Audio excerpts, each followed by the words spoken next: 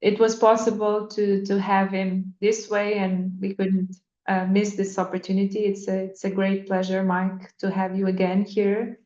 I would remind everyone that Mark was our keynote speaker when we launched the program, the pedagogical development program at our university, and it's of course a very great pleasure to have him again. We know he has been very busy. The world has changed quite much since 2019, since we had Mike here in the launch of the program. And I'm sure he has a lot to contribute for how the world is now and how we think higher education should adapt to these changes. I would then switch to Portuguese. Mike, I hope it's okay. I think Ruben already mentioned what I would be talking about during this few minutes, and then I'll give you the floor after that. But just to give some context on the program and the development and how we have evolved since 2019, I would give some numbers, and then I will give you the word after that. So Ruben, if you could please go ahead with the presentation. Obrigada. Portanto, recordando, a sessão de lançamento faz precisamente hoje 5 anos que lançámos o Programa de Formação e Atualização Pedagógica na nossa Universidade de Aveiro. Começámos da melhor forma, com casa cheia, apesar de algumas expectativas de que pudesse a comunidade docente não estar tão entusiasmada quanto nós relativamente a este desenvolvimento na instituição. Não foi de facto o caso. Tivemos uma sala cheia, tivemos o Mike Sharples nesta sessão de lançamento, e este foi, eu diria, o marco para uma série de desenvolvimentos na área da inovação pedagógica e do desenvolvimento profissional de docentes do ensino superior na nossa instituição, que importa apreciar e que importa perceber naturalmente. E é um pouco o tópico hoje é o de olhar o futuro e perceber que desafios ainda temos pela frente e que caminhos ainda precisamos trilhar para trazer ainda mais foco nesta missão que é importante para todos nós. Bueno, por favor. Portanto, nós, como disse, fazemos hoje 5 anos, assinalamos os 5 anos deste programa que lançámos na área do desenvolvimento pedagógico. Temos à data, até o presente mês, 350 ações, que é um número muito expressivo de ações no contexto deste programa, e 6.367 participações, o que leva a crer que de facto temos uma comunidade muito envolvida e preocupada com as questões do ensino e da aprendizagem e com as transformações que precisamos de fazer num mundo que é diferente, que tem estudantes com características diferentes, interesses diferentes, que está formatada, desculpem-me a expressão, para ter a tecnologia no seu dia-a-dia de uma forma que grande parte de nós docentes não vivenciou, e portanto é evidente, cada vez mais acho que não há dúvidas, se havia em 2019 agora não há, que de facto este uso da tecnologia para apoiar o ensino e a aprendizagem é absolutamente crítico. Do ponto de vista do desenvolvimento estratégico, é importante também, e já fui abordando este tópico algumas vezes, mas para quem não esteve presente e só para recordar aqueles que já foram estando presentes em ações em que falámos sobre esta abordagem estratégica, há muito caminho que temos feito, mas de facto há muitos passos a dar para uma transformação maior que queremos aqui incutir na nossa instituição.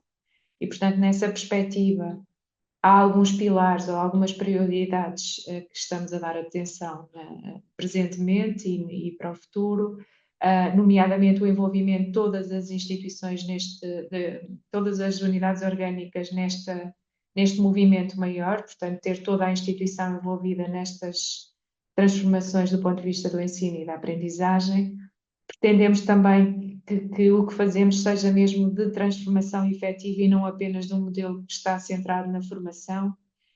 Pretendemos que os nossos estudantes tenham a possibilidade de ter toda uma experiência com desenvolvimento de competências diversas, não só técnicas, que naturalmente estão mais associadas ao seu percurso formativo, curricular, e, portanto, queremos capacitá-los também eles para uma aprendizagem mais ativa e para o desenvolvimento de uma série de competências que são relevantes para a sua atuação na sociedade, mas também no mercado de trabalho no futuro. Queremos reconhecer o envolvimento daqueles docentes ou investigadores com atividade letiva que, de facto, transformam as suas práticas e reconhecer isto do ponto de vista do desenvolvimento da carreira. E queremos avaliar, como temos feito até aqui, tudo aquilo que estamos a fazer, de forma a fazer os necessários ajustes e percebemos se o caminho que estamos a percorrer é de facto aquele que pretendemos alcançar neste processo de transformação da instituição. Neste contexto maior destes desenvolvimentos estratégicos que queremos incutir na instituição, há alguns instrumentos que são essenciais, nomeadamente financeiros, como é o caso dos programas PRR, o Programa de Promoção de Sucesso e Redução do Abandono no Ensino Superior, e a criação de Centros de Excelência em Inovação Pedagógica. A Universidade de Aveiro integra o EPIC, o Centro de Excelência coordenado pela Universidade do Minho, e foi também bem sucedido num projeto para promover a saúde mental no ensino superior. Portanto, todos estes instrumentos ou todos estes projetos estão alinhados de forma a servir o desenvolvimento estratégico que pretendemos para a instituição e não o inverso. Portanto, são peças do mesmo puzzle e que servem o mesmo propósito, ainda que abordem aspectos mais diferenciados e representam, na verdade, uma oportunidade única no ensino superior e neste movimento associado à inovação pedagógica que temos estado a tentar incentivar, porque estamos a falar de facto de um financiamento significativo e que muito nos servirá para implementar uma série de ações que naturalmente seriam um objetivo da nossa instituição colocar no terreno, mas que nos dá uma oportunidade de avanço muito mais rápido com estes projetos em curso. Do ponto de vista dos indicadores, o que é que nós temos feito neste programa em concreto? Temos realizado todas aquelas ações de que falámos há pouco, o número tem crescido significativamente e tem crescido à conta das necessidades que a comunidade vai sentindo como relevantes para implementar transformações no contexto das suas unidades curriculares, nomeadamente no contexto do Covid, vê-se uma expressão muito significativa de ações por via da necessidade de transitar para um ensino online. O ano passado muito associado à inteligência artificial e este ano não mantém-se esse movimento e esse interesse em particular e, portanto, vemos um aumento significativo, 28% em comparação das ações em comparação com o ano anterior, e depois já vamos ver mais à frente os números e a evolução em função destas mudanças na sociedade que nos vão alertando para a necessidade também nós de adaptarmos aquilo que estamos a fazer no contexto do ensino superior. Outra das mudanças, para além do número de ações ter aumentado, temos também trabalhado naqueles processos que falava há pouco de desenvolvimento estratégico, nomeadamente no pilar da transformação. E nesse sentido, as ações, a duração das ações também tem ela vindo a ser ajustada, portanto temos aumentado o número de ações em 43%, o número de ações cuja duração é superior a 3 horas, isto porque, mais uma vez, a orientação é sempre estratégica e o que pretendemos é incluir uma componente de desenho de melhorias efetivas e a profundidade das ações que estamos a oferecer à nossa comunidade. Portanto, não pretendemos aumentar o número de horas só porque sim, essa mudança tem um objetivo estratégico, sempre alinhado com a estratégia, desculpem, e portanto daí também que resulta este aumento de 43% na duração das ações.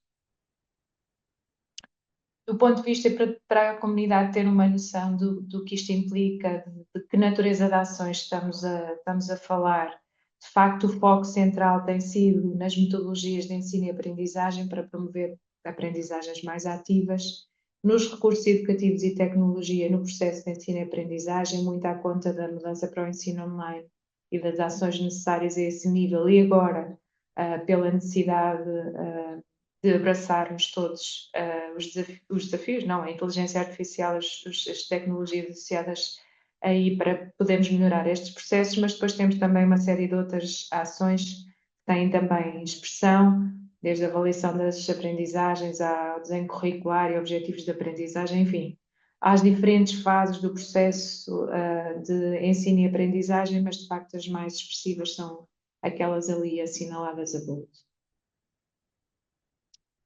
Este é o quadro, é o gráfico que ilustra o que eu dizia há pouco, portanto vemos uma expressão muito significativa do número de participações, de envolvimento da comunidade em 2020, resultado da realidade a que estivemos sujeitos nessa altura.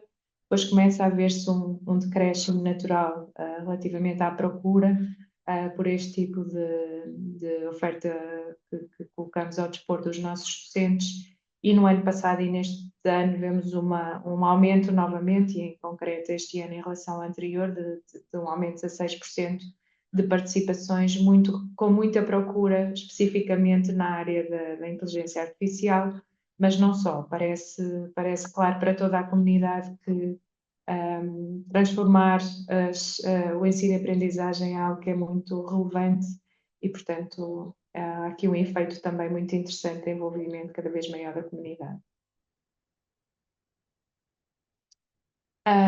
Entrando em detalhes sobre esse envolvimento, temos também um aumento de 17% do total de docentes e investigadores ao longo deste tempo, 21% se considerarmos apenas a participação dos docentes, portanto aqui excluindo os investigadores com atividade letiva, e uma participação de docentes e investigadores nos diferentes programas, em concreto aqui hoje falamos do Programa de Formação e Atualização Pedagógica, que varia entre os 5% e os 47%. Portanto, há aqui uma margem ainda muito significativa de caminho para fazer relativamente a este envolvimento e ao envolvimento um pouco mais homogéneo que precisamos de caminhar em relação às unidades orgânicas, às diferentes unidades orgânicas.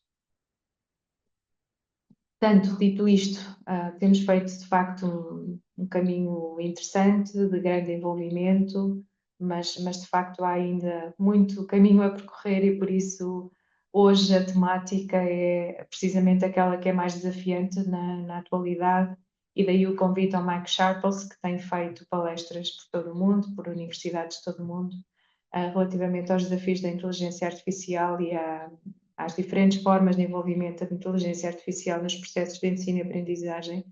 Portanto, estamos todos muito curiosos para ouvi-lo. Vamos ter um momento de discussão de perguntas e respostas com o Mike Sharples, portanto, acho que é uma oportunidade muito relevante para podermos todos aproveitar da sua experiência, das orientações que tem providenciado às diferentes instituições de ensino superior por esse mundo fora, para também nós podermos aqui fazer ajustes e levarmos a cabo as ações necessárias para fazer o melhor uso deste tipo de ferramentas. So without further ado, I would give the word to you, Mike, and welcome again. Thank you, Sandra, and it's great to be able to see you and to talk with you. I'm sorry I can't be there in person, but I hope maybe next year that'll be possible. Let me just share my screen. So the reason I guess that I'm here and giving this talk is because my PhD from the University of Edinburgh AI department was on generative AI in education. And I gained my PhD in 1984. So I think I was the first person in the world to have written a PhD around generative AI for education, developing tools to help children develop their creative writing skills. And since then, I've done many things around computers in education, particularly around mobile learning and innovative pedagogy.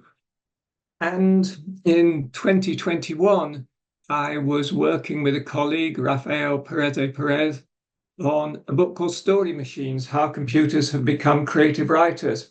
And I heard about this new system called GPT-2 at that time. And I gained early access to it and was just quite astounded by how capable it was in being able to generate narratives. And ever since then, I've been fairly busy talking about generative AI and its impact on education. So what has changed since I did my PhD nearly 40 years ago and now? Well, the first thing is that in those days, AI was basically symbolic AI. Everything had to be coded by hand. If you wanted to design an AI teaching or tutoring system, you had to put in all the rules of teaching by hand. Now you have neural network systems that can access basically the entire available internet to create this vast neural network that can then generate automatically AI text on many different topics. In the 1990s, I worked on a project to design a tutoring system for neuroradiology, and I worked with senior neuroradiologists on developing this system and encoding the language for describing MRI images. A few weeks ago, I decided I would see whether I could do something similar in ChatGPT. So I uploaded some MRI images and asked it to become a teaching system for neuroradiology, and it was successful. So that 10 years that I took to design an AI tutoring system, I could now do in 10 minutes with ChatGPT. It's evolved from a highly specialized teaching to being able to tutor on just about any topic. It's moved from institutional intelligent tutoring systems to free creative assistance for anybody who has access to the internet. From expert systems that cost $1 million for businesses to literally household AI products. You can now buy an AI-enabled light bulb. So there's a new era of consumer artificial intelligence. And you will all have heard of ChatGPT, which is the best known large language model or generative AI from what in 2015 was a startup company called OpenAI. It's a highly trained text completer and style copier. So it can continue text in any style that you give it. It can generate up to 100,000 words. It's what's called its context window. So it can access large documents and summarize or compare them, but it can also generate up to around 300 pages. So that's the equivalent of a master's dissertation. It can write in any style, in multiple languages, including minority languages such as Catalan or Welsh. It can be given direct instructions. It can engage in conversations. It can interpret text and images. So it's a general purpose language tool. And ChatGPT is only one of many AI generators now. So the latest version is GPT-4o from OpenAI. It's powerful, it's multimedia, it's free with Microsoft Copilot and being integrated into Microsoft Office tools. Its main competitor is called Claude from a breakaway company from OpenAI. And its main marketing niche is that it has been trained on ethical principles. So before it gained access to the general web, it was trained on a set of ethical principles, for instance, the United Nations Declaration of Human Rights. And so it claims to be a more ethical system than GPT. Google, there's Gemini. from Meta, the company that owns Facebook.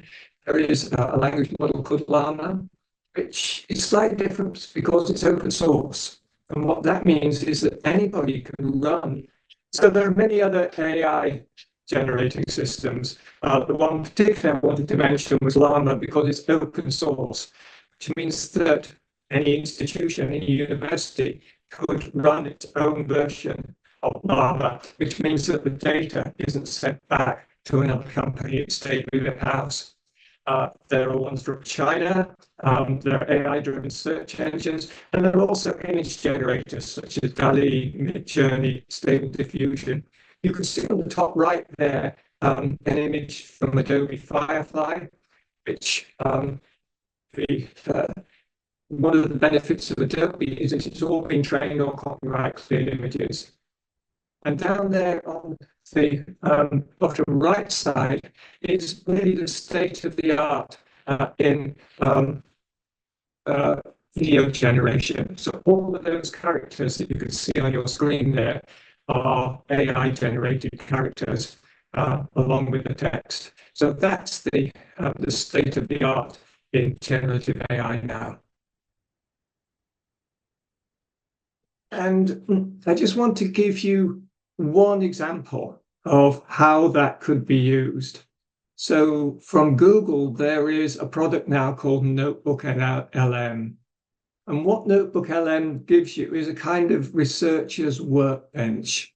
So for one example, I'm just going to give you, I uploaded, you can see on the left-hand side there, I uploaded a short open source book called AI Prompts for Students.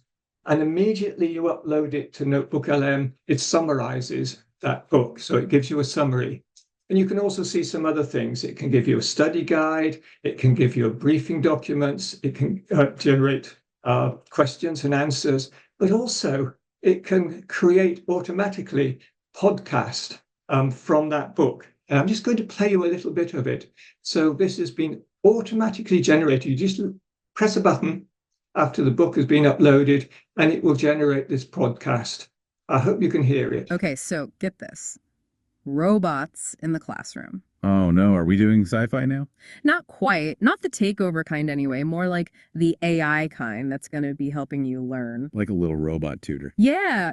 AI prompts for students specifically. We're actually looking at this document all about them. Ah, okay. So what, like AI is going to be writing our essays now? Is that where we are? Well, not exactly. And get this, it's already on version 4.6, and it's only from July 2024. Whoa, so things are moving fast. This field is moving fast. But for this deep dive, we're not just talking about using AI to get answers. It's more about, using it to understand things better, more deeply. Like a study buddy, but way smarter. Exactly. But before we get too far, let's break down this whole generative AI thing. Now, what even is that? Can you give us the quick explanation? How to explain? Think of it like a really good mimic. And so on. So that was generated just by a press of the button from uploading that book. And now you can upload any book, any document, and it will create a 10-minute podcast.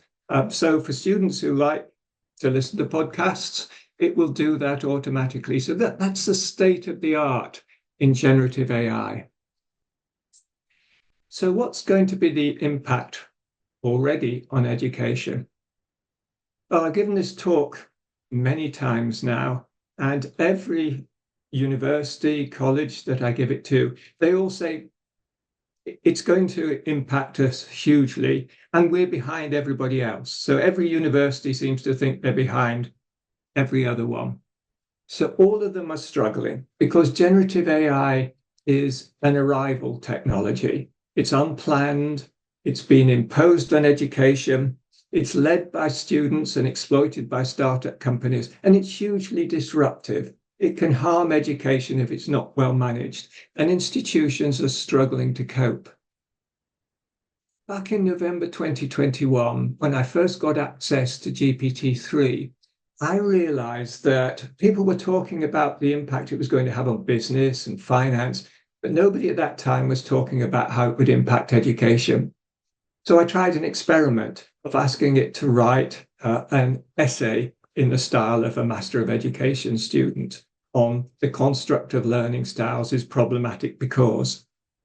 And it did a reasonably good job. You can see it there on the right-hand side. It produced paragraphs. The text looked like it was academic text, but it was not very good. It was not very well structured. So I didn't worry too much. But then in November 2022, ChatGPT came along, and I tried the same experiment again, and colleagues had tried it. And it was producing something that was much more like a genuine student assignment. And you can see it there, including neat APA references.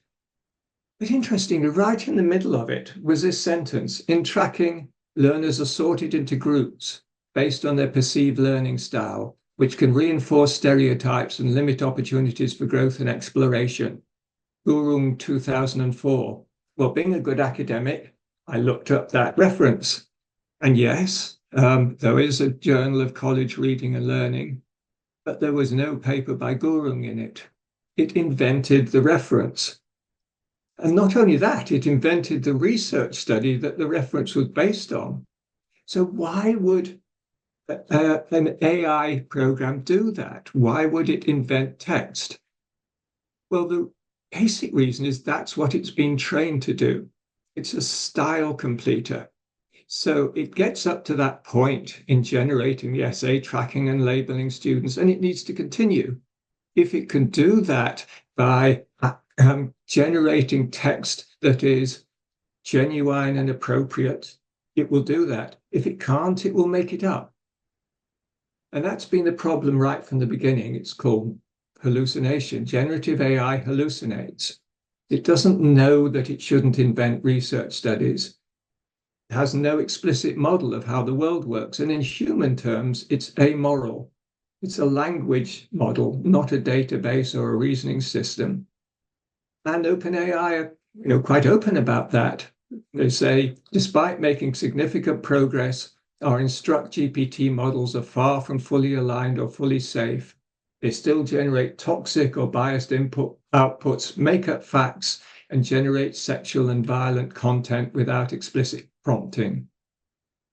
So far, so bad. But then in March 2023, when GPT-4 came along, I did the same exercise, and I would be entirely happy with a student that submitted that assignment. All the references were appropriate, and the essay was well constructed and drawing on appropriate sources and research studies. So there is a huge difference, and that's one point I want to make between GPT-3 and GPT-4. So AI is getting a lot better. So how do we respond? Well, institutions around the world have had to reassess the way in which they're doing online assessment of students' assignments. Firstly, plagiarism detectors don't work because the text is generated, it's not copied. There isn't a source that it's copied from. Colleagues have suggested, well, yes, but I can tell the difference between AI and student writing. No, they can't. There was a blind study that was carried out at the University of Reading in the UK, where AI-generated assignments were inserted into the exam system, and the professors who assessed those student essays weren't aware that some of them were AI-generated. And what was found was that, on average, the AI-generated assignments were half a grade boundary higher in terms of marks than those of real students, and 94% of the AI submissions were undetected. So we can't detect AI from human written assignments. Now, the few companies have produced what they called AI detectors, and these are based on the idea of pattern matching, that the basic premise is that AI is more predictable, it produces more uniform text, and that humans are more varied in the text that they produce. They have some success.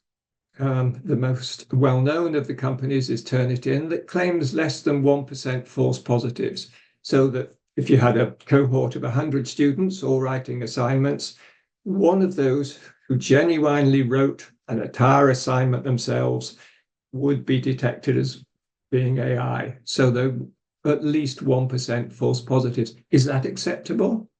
But also students have now realized that. And so there are now unscrupulous companies that are claiming to rewrite AI-generated text to bypass those detectors, essentially by making the text more unpredictable. But in doing so, it also makes it less readable. And lastly, and I think to me, the most important point is AI detectors are more likely to misclassify the text of non-native English writers. And that kind of makes sense because non-native English writers tend to write in a more uniform way with a narrower vocabulary. And so many of the institutions that I've talked to now have stopped using AI detection software. And instead, there seems to be an emerging policy and strategy. And I've looked at a number of different now strategy documents from universities around the world. Firstly, to amend assignments to make them harder for AI to generate. For example, to base them on practical lab work. To move towards more authentic and process-based assessment, such as asking the students to reflect on a work placement or on project work with staged assessments so that you can assess the growth of students' knowledge, or on a group assignment. To clearly establish guidelines for students and staff in use of generative AI, to support students to become AI literate and develop strategies for effective learning, and to explain to students how they should acknowledge use of generative AI in assignments and manage suspected breaches of guidelines. I just want to pick up on one of those, which is explaining to students how they should acknowledge use of generative AI in assignments. That's perhaps more difficult than we realize because it's already becoming embedded into the everyday tools that we use. For example, embedded into Microsoft Word. And you can see there on the right-hand side, a panel from Microsoft Copilot in Word. It says, I've drafted a summary of the text that you've given for your review. And then you can just click a button saying, rewrite it, or suggest ways to improve the document. So that's what will happen in the future. It won't be a big move to an AI tool. There will just be a button there that says, rewrite my text, or write the next paragraph for me. So it's going to be harder and harder to know where to draw the line in terms of use of generative AI. Is a spell checker AI? Probably not. Grammar checker, style checker, machine translation, if a student writes in their own language and has it translated. Brainstorm ideas, asking the AI to continue writing. So where do you draw the line in terms of use of generative AI? That's going to be a challenge for us all. But at this point, I want to flip the narrative away from how will AI impact education to what are new and effective ways to teach and learn with AI. Now, in 2019, I wrote a book called Practical Pedagogy, 40 New Ways to Teach and Learn, that were based on the very successful series of reports from the Open University called Innovating Pedagogy. And I took 40 of those new ways of teaching and learning and expanded them and developed them for the book. And you can see them here. And a few months ago, I asked myself, could any of these be assisted, enhanced by AI?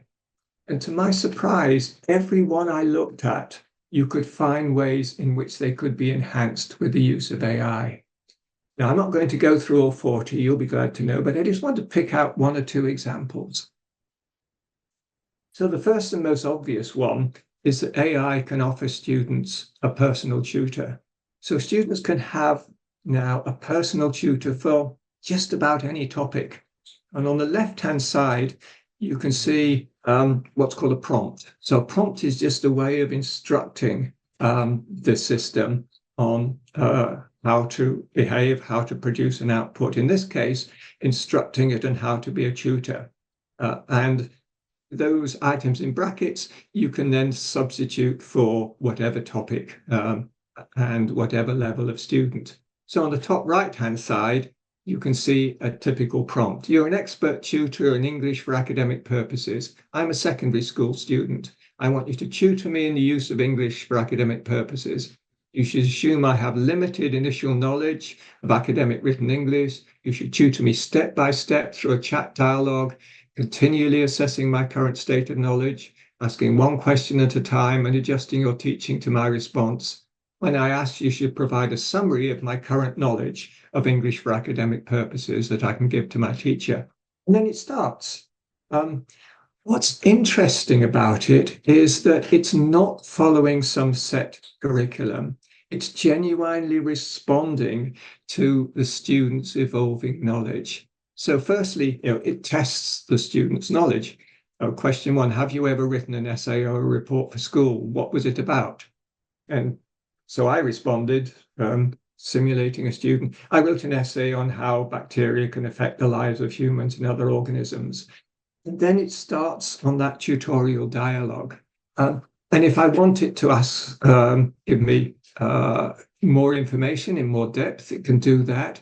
And it also picks up on the topic that I give it. So later on, when it's teaching me about how to write references and APA style, it goes back to that topic of bacteria and human health. So you can ask it, a student can ask it to be a personal tutor for any topic. And then at the end, the student can say, please summarize my current knowledge of academic writing in this case. And it will give a summary of the tutorial that's been in progress up to there that the student could then give to a human tutor. So that's one way, as a personalized tutor. Another way is for the student to use it as a study buddy, to ask the AI for advice, for example, on outline plans or draft essays. You can upload a draft essay and then ask it to suggest ways to improve the assignment, improve the essay. This is one I particularly like. It can be a Socratic opponent. You can have an argument with it, a discussion with it. So in an individual or a group activity, students can engage with generative AI in a Socratic dialogue, which then could lead to, for instance, a student writing an argumentative essay. So I just gave it the simple prompt, can conflict be productive? And it came back with a list of reasons in which conflict can be positive. And then I questioned that. So I then challenged the AI, but forcing individuals to face their beliefs, biases, and assumptions could just lead to anger and denial. How could that be fruitful? And you can have a back and forth argument or discussion with it. Interestingly, the AI always tries to be helpful. So I said, how could that be fruitful? And it responds, you're right, forcing individuals to confront their beliefs and so on. One of the interesting things is that AI seems to be evolving a persona. And other people have commented on that. And the persona seems to be a kind of a liberal US academic. And that's not surprising because these systems have been trained by companies that have been set up by liberal US academics. So it's, it has that kind of persona. It can be a co-designer. It can assist a group of students throughout a design process to define the problem, to challenge assumptions, to brainstorm ideas and produce prototypes. And I think that the most valuable use of AI is going to be on supporting design, creativity, and critiquing. It's not necessarily going to be tutoring the student, but helping the student to be a better thinker, designer, and a creative person. It can also aid teachers. So as well as just interacting directly with tools such as ChatGPT, you can now give it additional training. So for OpenAI, it's called GPTs. For Claude, it's called projects. But essentially, you give it additional training. So what I did was I uploaded the entire Practical Pedagogy book, Practical Pedagogy, 40 New Ways to Teach and Learn. And then I gave it some additional training in how to be a good teacher's assistant. So it's a friendly pedagogy expert with advice on good ways to teach and learn. And you can see some examples here. So I could ask it to design an outline for a one-semester course on an introduction to international relations. So it has been given, I gave it additional training on learning design and instructional design. So it can act as a course designer. It can also act as a tool for innovating pedagogy. So one of the new ways of teaching and learning in the book was teach back.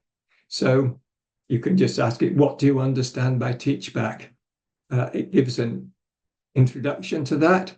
And then you can ask it to then use that in a teaching session. Please use teach back method to teach me a basic understanding of green chemistry. And so you can use it as a way to explore new ways of teaching and learning and to integrate them into your lessons, into your teaching. So these are a few roles for generative AI in education. It can be a possibility engine to generate alternative ways of expressing an idea, a Socratic opponent, a collaboration coach, a lesson planner and quiz generator, a personal tutor, a dynamic assessor, a co-designer, an exploratorium to explore, discover and interpret data, and a storyteller. And we're still discovering, we're still exploring new ways to teach and learn enhanced by AI. What I want to finish with now are some future directions, because we're certainly not at the end of the ways in which AI can interact and enhance education. We're probably just at the beginning.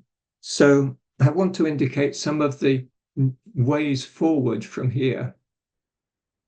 Firstly, AI is going to be embedded into all of our tools for teaching, learning, and work. All of the main tech companies, Apple, Google, Amazon, are integrating AI into all of their systems.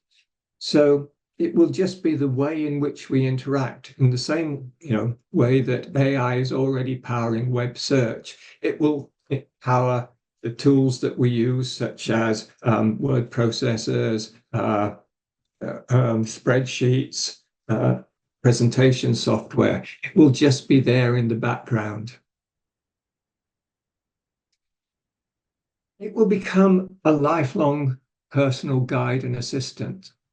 And I think one of the main challenges that we have to think about is, will AI personal assistants substitute for or support learning? So will they become a bit like a pocket calculator where you use the AI as a substitute for doing the thinking or the learning yourself? Or will they genuinely support and enhance the way in which you learn? So there's some initial evidence that if they're not used wisely, then AI personal assistants are just going to substitute for learning. And this was a study that looked at how students used AI as a personal assistant. So 1,625 students were given an AI tool to use to help them with a particular course. It was a course they were taking on peer review. And they were able to use it in any way they wanted to. And the students liked it. It allowed them to make better peer reviews, to better critique of their colleagues' assignments. But at the end of it, when that AI assistance was taken away, students were no better, and in many cases they were worse than students in the other group who had not been given the AI support. So it was substituting for learning rather than supporting learning. And we really need to think about how we design AI now to support and to enhance learning. I'm just going to give you an example of that. So it's from a colleague called Simon Buckingham-Shum at Sydney in Australia. And he has produced a question reframer chatbot. So again, it's an enhancement to ChatGPT. You can ask it a question. It could be just a very simple question like, what is consciousness? Very simple in expression, obviously not simple in terms of its scope. So what is consciousness? And instead of answering that question, it helps you to reflect on the assumptions behind that question. So put in what is consciousness, and then it comes back with, I'm here to help you reflect on your question and uncover deeper insights. Let's begin by identifying some assumptions in your question. And then it gives you some assumptions that consciousness has a single definable nature, it can be understood or explained, it's separate from the physical body. And then you as the learner can go into greater depth. You can explore one of those assumptions. I put in number 3.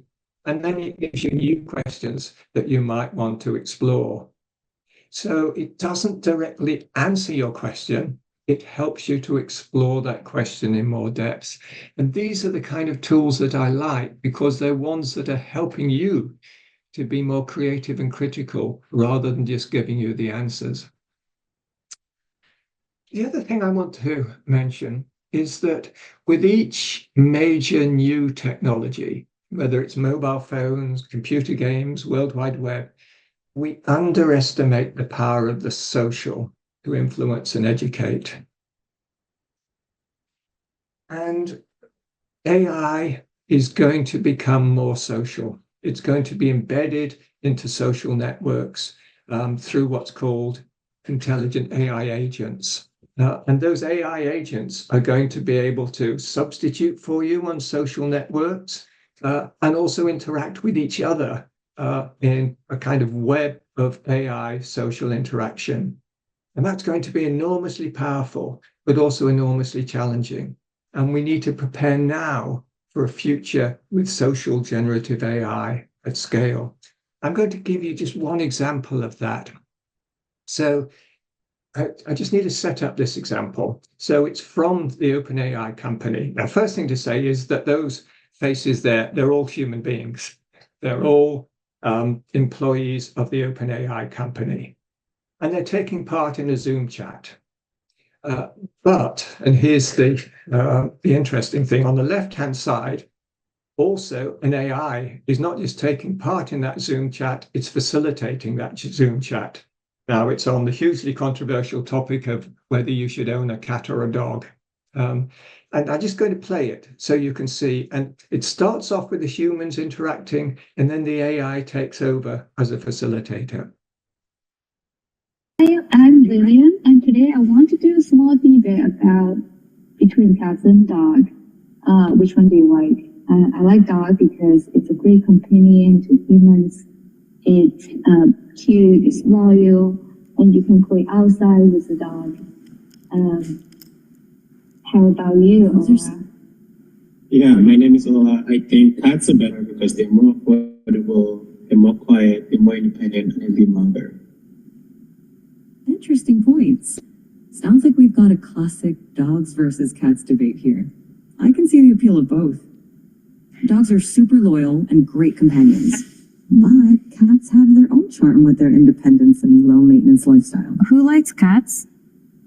It sounds like Ola is more of a cat person. And who How like about the rest dogs? of you? Lillian mentioned she likes dogs. Anyone else here team dog?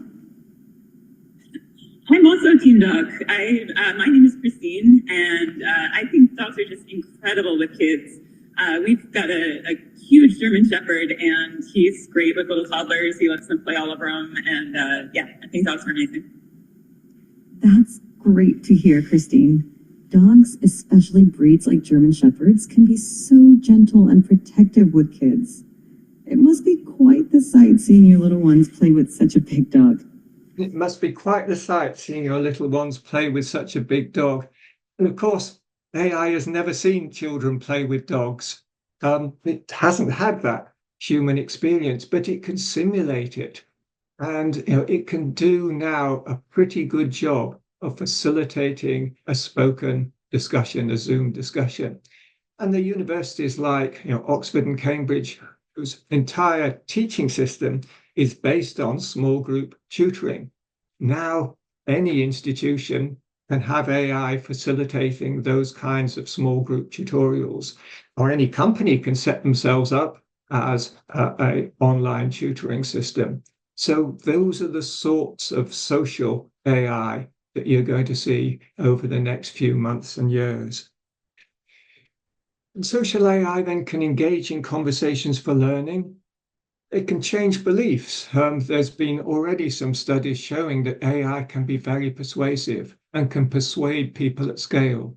So as educators, how should we prepare for this new wave of social generative AI?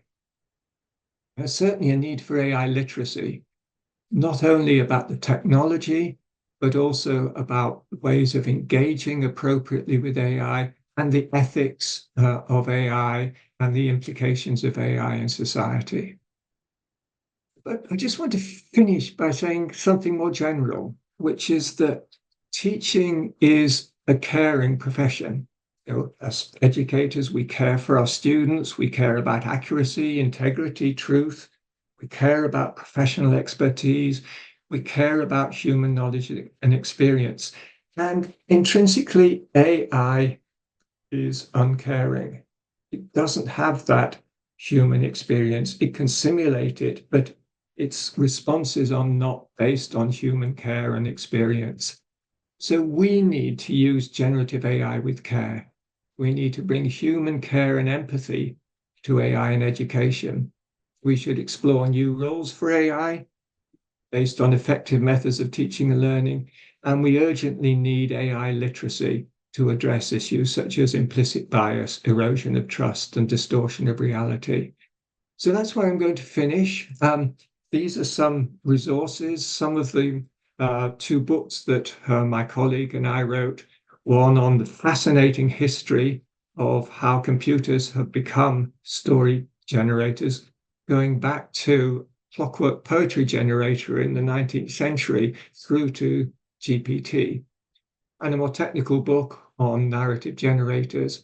And in particular, I would recommend the booklet from the UNESCO called ChatGPT and Artificial Intelligence in Higher Education, a quick start guide. It does what it says on the cover. It's a very helpful introduction to students and to academics on ChatGPT in higher education. So that's all I have to say. I've left a bit of time, I hope, for some discussion and conversation. So if you have any questions, please ask them. Thank you, Mike. It was great inspiration and quite a remarkable set of resources you have to help institutions. And that's very much a mark on being practical, translating complex subjects into practical things that may help teachers and students. So thank you for that. We have some time to questions and answers. So I don't know, Ruben, do you prefer that people, have you thought about how this interaction part should take place? Message? Yes, we can. To be in the chat or for it to be through audio. So if anybody wants to unmute and ask a question, or we can do it through the chat.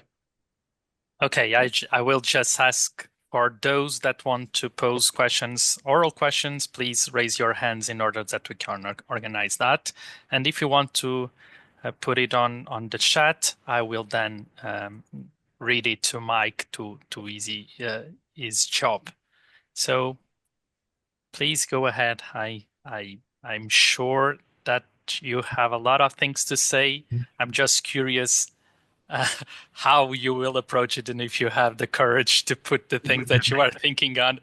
But please go ahead. Please do ask. There is no question that's too silly. So I'd be very glad to answer any question about AI and education. Ok, começamos pela professora Helena Vieira, por favor. Hello. Thanks, Mike, for such a great talk and lots of resources. Indeed, I hope we can have access to the presentation because you provided a lot of readings that are really interesting. My main question, and I didn't come immediately at start, and I apologize for that. So if you did speak about this, I'm sorry.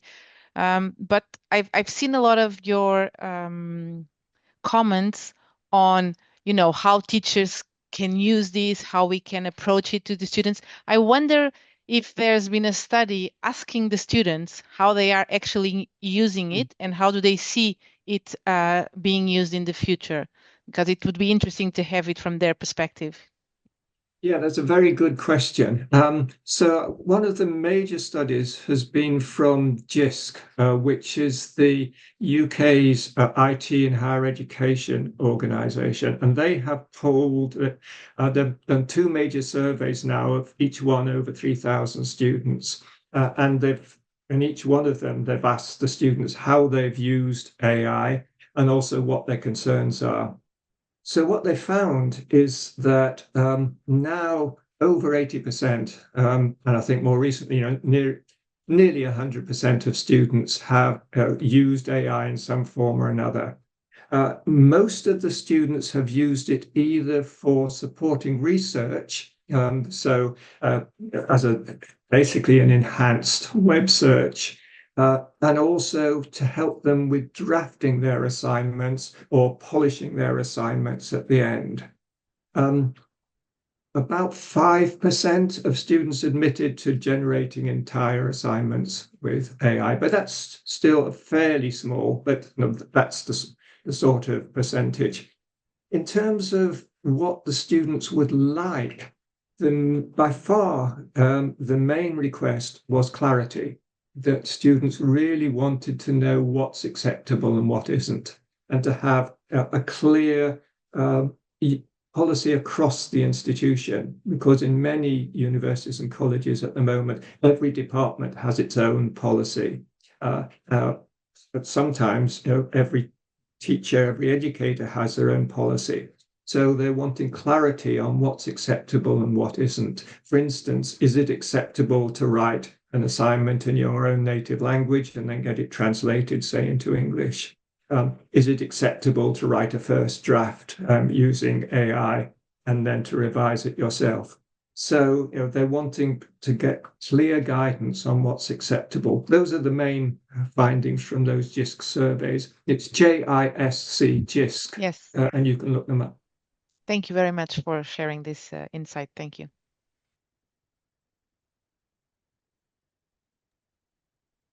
Any other questions? Yes, next question.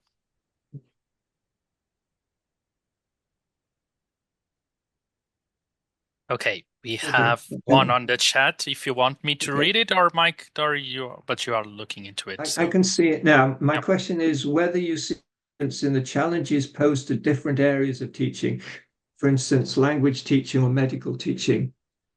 That's a really good question. I think there are some generic challenges, as I say, in terms of student use of AI. And to me, it's not whether they're using AI to generate assignments. That is a challenge that we all have to face, and we all have to rethink the way in which we pose assignments for students. But also whether AI, as I say, is going to become a support or a substitute, whether students are just going to rely on AI to do some of the intellectual work for them, or whether it's going to enhance their learning.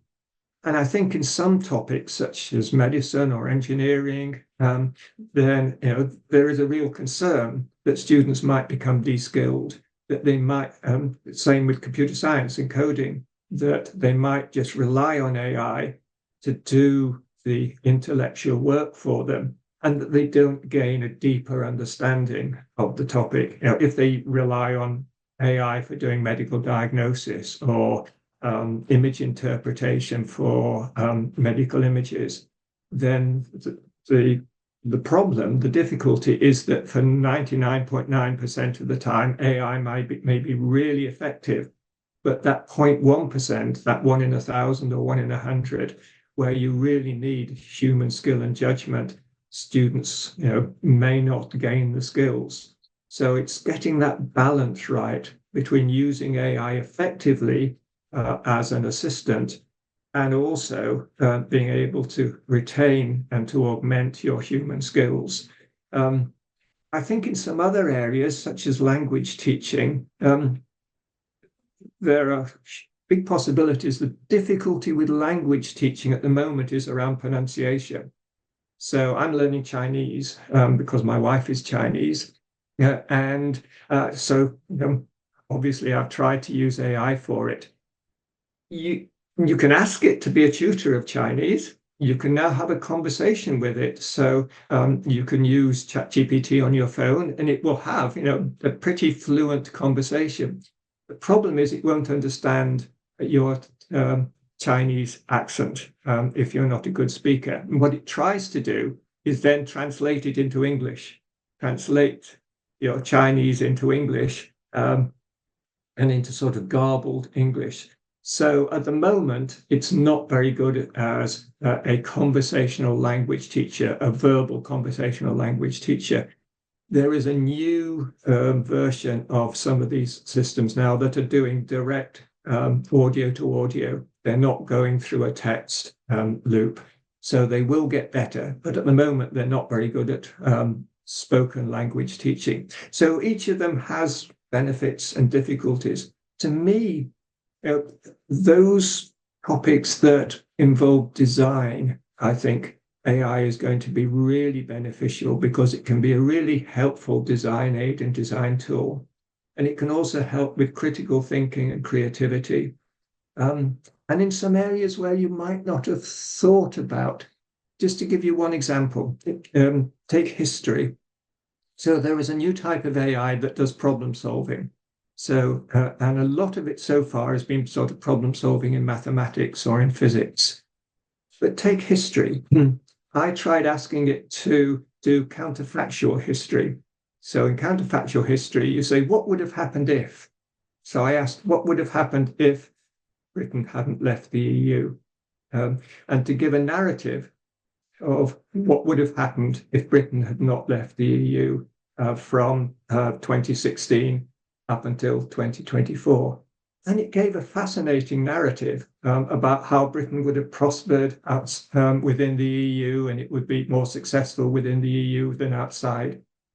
And then I asked it to redo that narrative again, but taking account of the influence of social media and conventional media on that decision. And it was a much darker narrative. So you can use AI in interesting ways, for instance, to use its problem-solving abilities in areas such as history or the social sciences. So I think we need to look at new ways, new imaginative ways for using AI and getting beyond just seeing AI as being a personal tutor.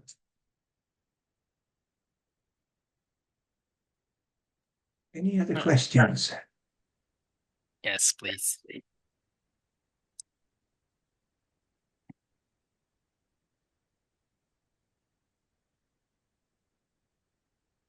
No one? If no one has questions, I have a lot, so. There is no, there is not. Okay. It's just a reaction of Anna that's saying that. But please, anybody? So I when you think on new questions, we have some time. We decided to keep the 30 minutes for this part, and of course we don't have to use it, but it's the idea of having time to discuss. But Mike, with a lot of things happening around the field, this easily transform on idea of as a teacher in university, you can use so many tools and so many different aspects that is kind of mesmerizing and difficult to be rational on the idea of, well, what is the added value really? And so I will pose a question like this. When you are thinking on a learning process, and if you have that task on your ends at this moment, in which parts of it you will prefer to use AI? Do you have parts of the process where you think that the tools nowadays are very, very useful? I know that it's maybe a tricky question, but I would like to hear from you.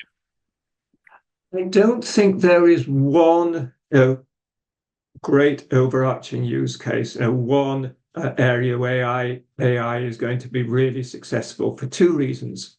One is that AI is going to be embedded into all the tools we use. It's a bit like asking, when would a search engine be useful?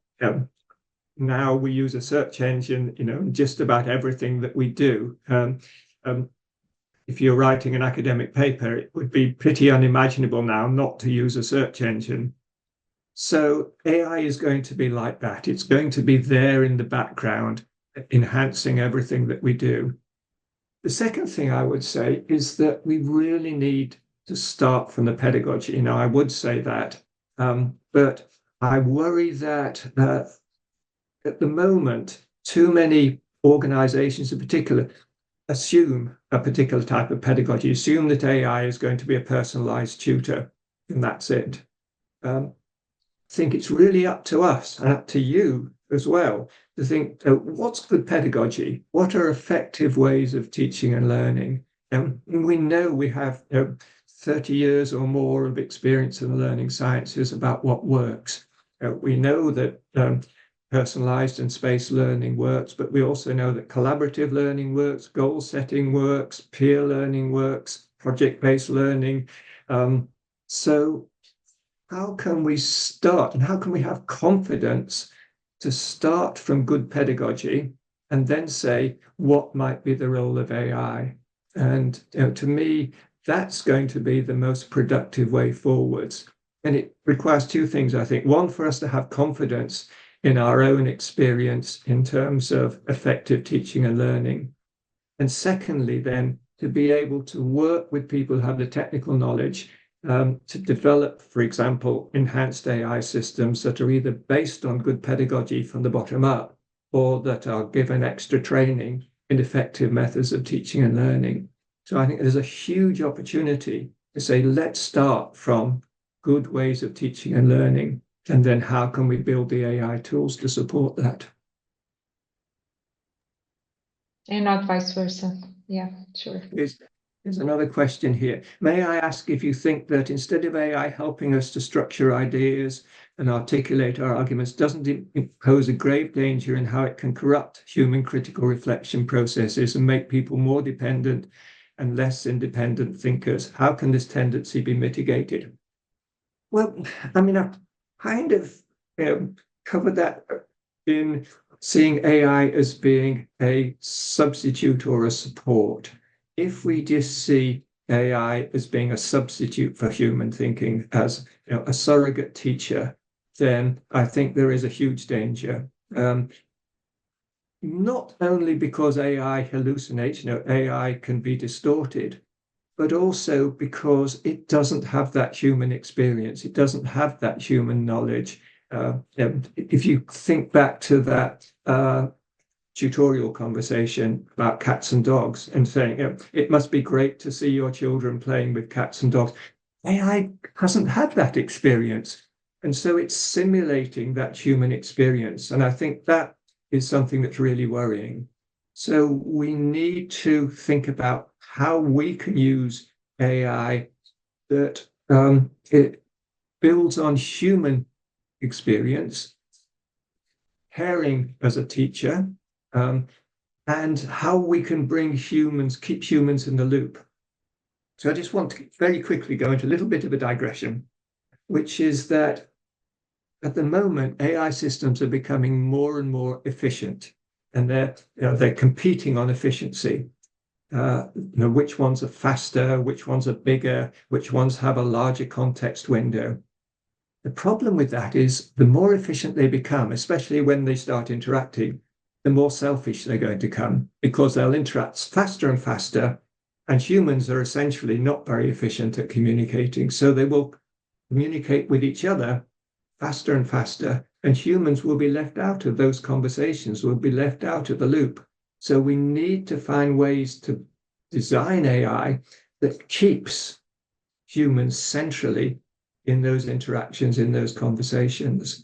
And so I think it poses a danger if it marginalizes teachers and if it substitutes for teachers. So we've got to find ways of building educational AI that builds on human experience and human pedagogy. So I think it's a challenge. I think it's a challenge we can meet.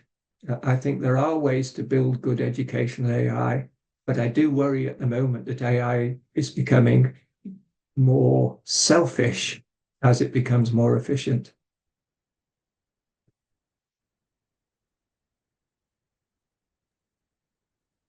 Okay, thank you, Mike.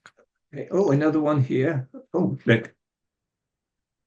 The social generative AI is really different concept. Students have tutors, and we can create our own teacher assistants. Each one of us does it on their own. And yet we could create a social generative AI ecosystem where all the AI assistants could interact. We have GPT library, but the GPTs are not connected. What if they all interact and bring together a different and higher intelligence for both teachers and students? Well, I mean, like the idea that more people thinking together are better than thinking on their own. How would you see the role of a university as an institution in this future utopia? Is it a utopian world or is it a dystopian world where all these AIs are interacting together, perhaps at a higher level? Again, it's how we control it and how we manage it. So, and it's not going to be very long in the future. Already there are what's called autonomous or semi-autonomous AI agents that can do this interaction. You can give them a very high level instruction like, book me a holiday, and it will go off and do that. Now, if in education you said, what I want you to do is to form a university. And say you gave AI that task of form a university. In the future, it may be able to do that. It may be able to create a university, set up AI tutors, recruit students. Is that something we want? And I think it's something we need to start considering now. What sort of roles, what sort of tasks at that very high level should we give to AI? Should we ask it to design an entire course for it? Where should we keep control? And these are the sorts of questions that we really need to be addressing now. They're not kind of utopian in the future. They are questions that are going to become more and more important. Should we allow AI to facilitate tutorials and small group discussions? It's possible now. Is it something that we should allow AI to do? And these are as much ethical as technical questions.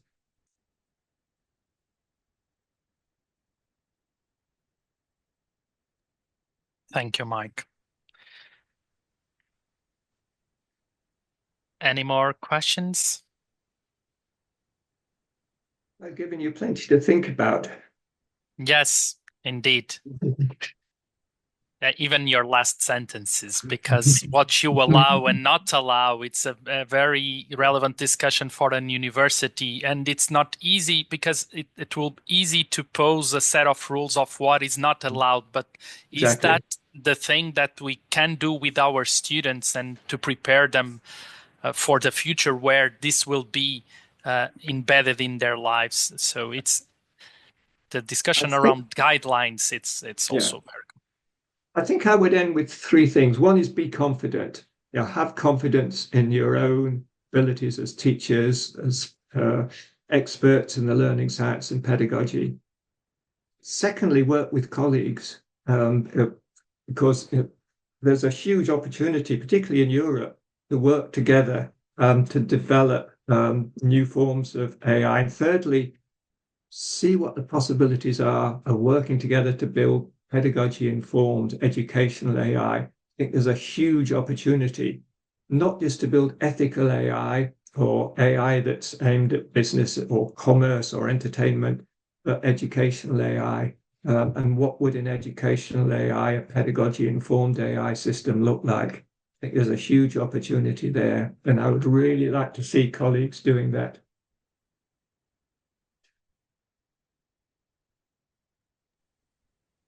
Okay. I don't know if, Sandra, if you want to. No, just would like to thank Mike again. In the next phase of this, and the last one actually, I think we can dismiss Mike, right, Ruben? Because we will do this What in we'll Portuguese. try to do, what we'll try to do, Mike, is to have collecting some new ideas for the program. But the thing is, to close the loop, we have 5 years of experience, but still we are more interested in to discuss what goes ahead, what lies ahead. Exactly. And that's the type of things that you want also to introduce in this session. And it's going to be very interesting times ahead, and very exciting times. And I think you're very well placed to take a lead. So I wish you all success. And Yes. I look forward to seeing you again. And we can share with all the group that we are discussing with you that you to come to Aveiro in person for the next year. So we are compromised with all the group that we will work on it when you, Mike, have the time. We know that you are trying to disseminate your knowledge in such a well done way. And it's great to have you again. We invited you 5 years ago in a very different context and to speak very different things around those things. You are mainly focusing on your book on innovative pedagogies. And now a lot of things happen on the field. And at least from the side of our teachers, it's very interesting to have it. So thank you, Mike. And we will proceed with the session. Yeah, okay. Thank you. Very You good take care. I hope to see you again soon. Goodbye. You take care. Bye-bye. Bye-bye. Bye. Prosseguimos então. Sei que alguns já talvez estejam a sair, mas pedíamos para ficarem connosco só um pouco mais. Penso que foi uma sessão importante. Esperamos contar com o Mike Sharples no futuro. Na altura, quando o convidámos, ele tinha acabado de lançar o Practical Pedagogy, de que falava há pouco. E agora tem sido, de facto, muito requisitado, e por isso já no ano passado o havíamos convidado para celebrar os 4 anos do programa, e agora insistimos, foi o possível, acho que foi ainda assim muito, muito bom e importante. E avançávamos então para a última parte desta sessão, que gostaríamos de curta convosco. Sabemos que tem muitos outros a fazer, mas gostávamos de facto de investir na melhoria do que oferecemos à comunidade, e para isso precisamos de vos ouvir, não é? E portanto passava a palavra ao Ruben, que coordena o núcleo de ensino e aprendizagem, que tem a responsabilidade de acomodar sugestões que decorrem desta sessão, entre outras, para podermos fazer os necessários ajustes para servir todos melhor. Muito bem, obrigado, Sr. Vice-Reitor, obrigado. E eu, no fundo, nós o que tentamos fazer aqui foi ter uma primeira parte de demonstração de resultados, depois um momento mais inspiracional e agora uma parte mais focada na avaliação. E eu dividiria isto em 2 sessões. De facto, o mote final da professora Sandra Soares foi que muito fizemos e que muito faltava fazer. E eu regressava àquele primeiro dia e a um slide que lá foi projetado, onde, além de desenvolver ações, nos comprometíamos, enquanto, na altura, a Pró-Reitoria para a Inovação Pedagógica, a professora Sandra Soares, com um núcleo de ensino e aprendizagem que era muito diferente do que é hoje, mas nos comprometíamos com esta ideia de, além de agir, ir permanentemente avaliando resultados. E a verdade é que instituímos logo a forma como faríamos essa avaliação de resultados, e muito do que vão ver aqui é possível porque desde o momento zero do programa isso aconteceu. A parte que nos interessa mais não é esta em que vamos dizer o que vem dos resultados das avaliações, é mais a parte seguinte, dinamizada com o Vivox, para ouvir novas questões. Mas para terem noção, nós vamos avaliando, por exemplo, a duração das ações que vamos oferecendo. 89% dos participantes e o universo, estamos a olhar apenas para o universo de 2024, das ações desenvolvidas em 24, e onde temos um universo de respostas acima das 1000 e, portanto, são dados robustos que nos permitem ir sessão a sessão avaliando, mas do ponto de vista agregado, 89% considera a duração da sessão em que participou adequada. Pois uma questão que colocamos sempre tem que ver com a vontade para implementar o que se tirou da sessão, e aí 78% responde-nos que a curto prazo gostava de o fazer, 12% sim, mas não para já, 8% ainda não decidiu, mas acima de tudo o que nós temos vindo a perceber é que dos 78% ou das respostas que nos declaram a intenção, depois muitas vezes a realidade impõe-se e o tempo para implementar essas melhorias escasseia no meio da gestão das prioridades, e é por isso que, tal como a professora Sandra Soares identificou, que estamos a aumentar o número de ações em que a implementação das melhorias ou o desenho efetivo dessas melhorias faz parte do processo por si só, passando de um modelo baseado na formação para um modelo baseado na transformação. 97% recomendaria a sessão a um colega, portanto, normalmente é uma pergunta que é um bom indicador sobre se a pessoa, perante a questão de se punha um colega na sessão, uma forma de responder, e isso parece útil. Fazemos um grupo de avaliação das ações e aí numa escala de 0 a 5 as notas são bastante positivas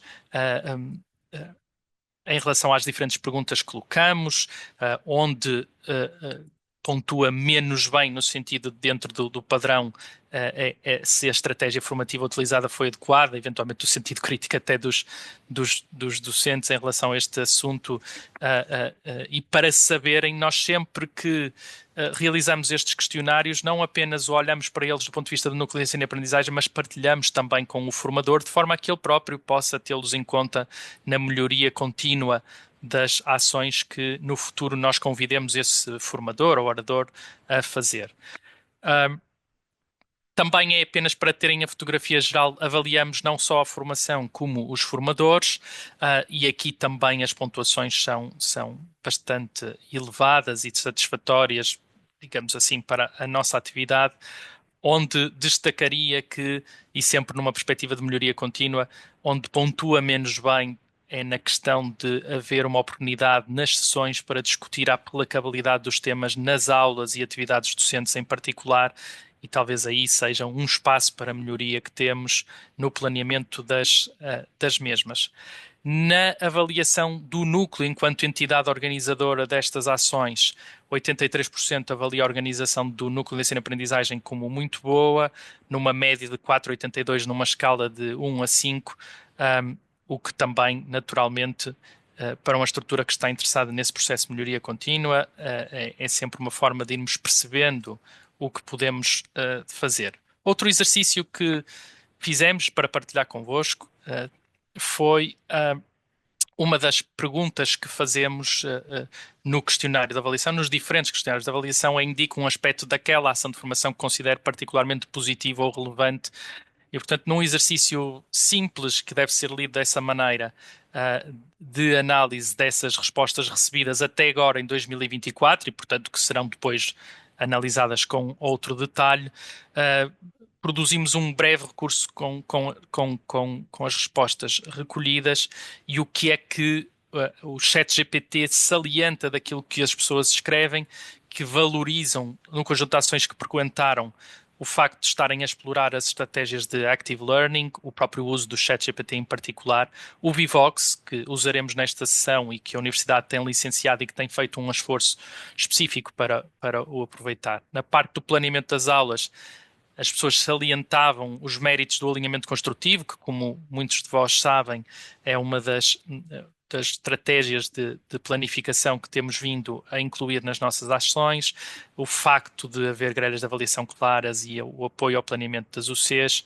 As pessoas salientavam que naquela ação tinha ficado claro a necessidade de um feedback claro e positivo aos estudantes e a forma como podiam comunicar isso de maneira eficaz, o apoio que tiveram no uso do Moodle, na utilização de sondagens, novamente, por exemplo, com o recurso ao Vivox, a IA na preparação das aulas e as ferramentas de detecção de plágio nestes tempos.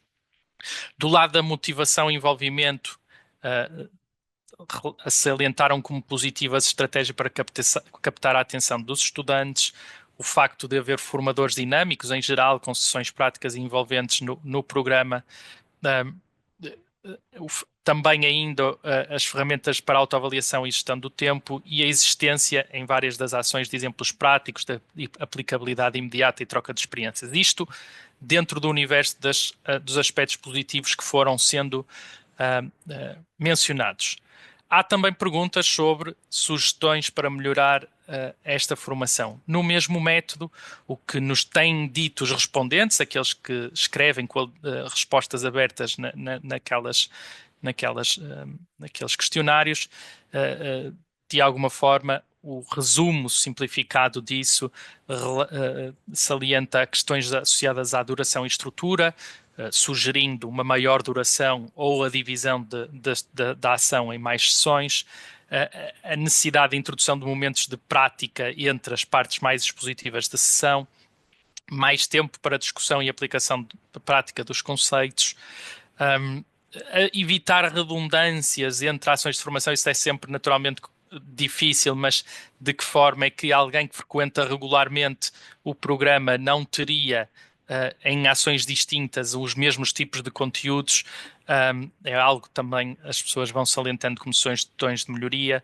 A necessidade de introduzir exemplos mais práticos e específicos ao contexto de cada docente, um equilíbrio entre a teoria e a prática com maior foco na aplicação. Na ideia do formato e dos recursos, considerar nas sessões que são online o formato presencial para uma melhor interação. Portanto, claramente isto vem da componente online do programa que, como sabem, se tem dividido entre ações online e ações presenciais. A possibilidade de incluir manuais ou guias práticos para consulta pós-formação, uma gestão do tempo e equilíbrio entre a exposição e a participação maior e, do ponto de vista do suporte e da continuidade das ações, criar redes de suporte para partilha de estratégias, oferecer formações de continuidade para aprofundamento dos tópicos, aqui uma noção de gradualidade em que as pessoas que já fizeram uma dada formação podem fazer outras para aprofundar os conteúdos dados nessa. Essa ideia de contínuo e de crescendo também é interessante de explorar e, obviamente, as questões éticas e a proteção de dados no uso da inteligência artificial. E, portanto, como sumário daquilo que extraímos da avaliação, era isto que, sem amassar muito as pessoas, queríamos fazer. Da nossa parte, no Núcleo de Ensino e Aprendizagem, estamos verdadeiramente interessados em continuar este caminho e fazê-lo cada vez melhor. Obrigado pela presença e deixo a professora Sandra encerrar a sessão. É sexta-feira, o fim de semana à porta, seguramente uma semana cansativa como muitas outras, portanto só posso agradecer a paciência e o interesse em ouvir-nos, não só ao Mike Sharples, mas a nós e ao Ruben e à equipa em concreto, e a responder a estas questões, porque de facto, sem auscultarmos a comunidade, não conseguimos fazer um bom trabalho, ou pelo menos, seguramente não na perfeição daquilo que são, indo ao encontro daquilo que são as vossas necessidades. Portanto, sintam-se sempre à vontade, ou para falar comigo, com o Ruben, com alguém da equipa, enviar um e-mail para a Inovação Pedagógica. Já tive aqui uma sugestão em mensagens privadas relativamente a uma questão em concreto que iremos explorar, e por isso agradeço novamente e votos de um bom fim de semana para todos.